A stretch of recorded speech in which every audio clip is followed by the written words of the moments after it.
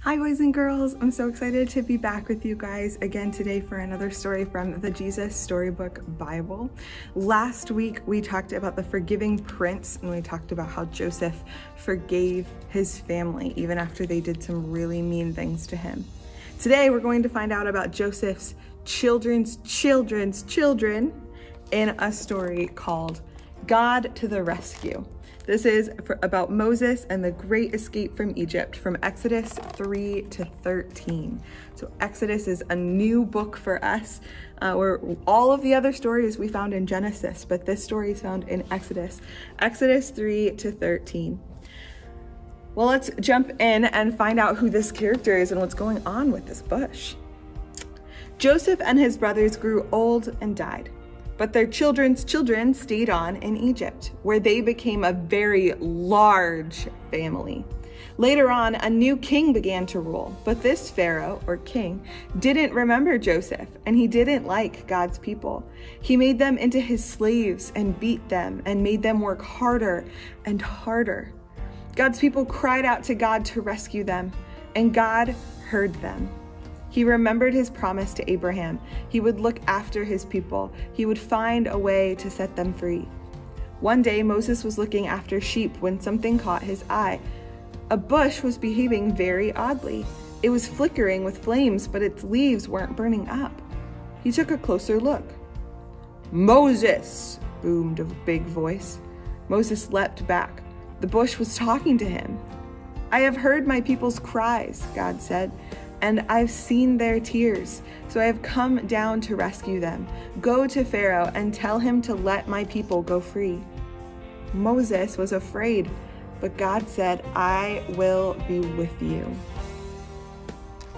Looks like Moses is afraid, but God was going to be with him. So Moses went to Pharaoh. "Pharaoh," Moses began, "God says..." "God?" said Pharaoh. "Never heard of him." Moses kept going. "God says, let his people go free." "Why should I?" Pharaoh said. "Don't want to? Won't."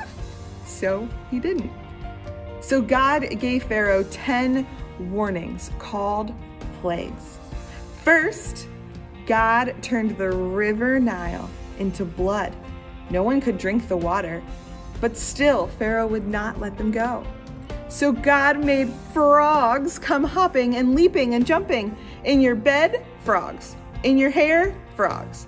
In your soup, frogs. All over everywhere, frogs.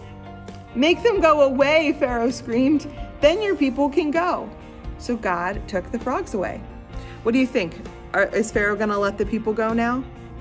God took the frogs away. But Pharaoh changed his mind. "You can't go," he said.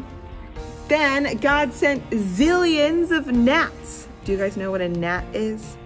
It's like a really, really little fly. They're really little. They're just so annoying.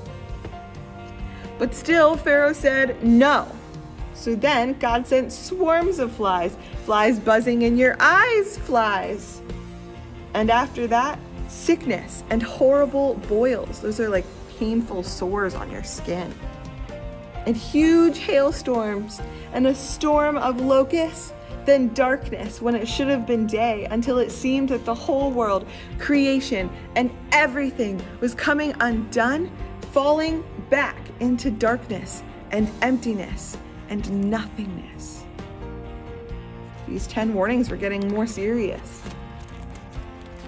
But each time Pharaoh said, "Make it stop, and then I'll let them go."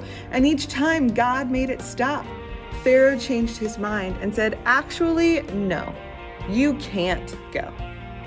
Finally, Moses warned Pharaoh, "Obey God, or he will have to send the worst thing of all." Pharaoh just laughed. Ha ha ha ha. So God said, "The oldest boy in each family of Egypt must die, but my people will be safe." God told his people to take their best lamb, to kill it, and to put some of its blood on their front doors. "When God passes over your house," Moses explained, "God will see the blood and know that the lamb died instead of you." Can you see the blood on the door? They would do that so that God would know that that lamb died instead of the first son. That night, it was just as God said. Suddenly, piercing the darkness, echoing down the corridors of the palace, came a blood-curdling scream. Pharaoh's oldest son had died. At last, Pharaoh did what God said. "Get out!" Pharaoh shouted. "Just go!" And so, that very night, Moses and God's people fled out of Egypt, out of slavery. They were free at last. God's people would always remember this great rescue and call it Passover. But an even greater rescue was coming. Many years later, God was going to do it again. He was going to come down once more to rescue his people. But this time, God was going to set them free forever and ever. And God's people were able to leave slavery in Egypt, and they were able to be free at last. Well, God is going to make it so that we can be free at last. He's actually going to use a lamb in our place, just like he did in the story. And Passover is when they celebrate this time of what God did. And people still celebrate Passover today. People have big feasts where they talk about what God did in Egypt. Boys and girls, I hope that you are remembering that God has made us free as well. I look forward to seeing what happens next. Now that the Israelites are out of Egypt, we'll find out what happens next. I'll see you next week, guys. Bye.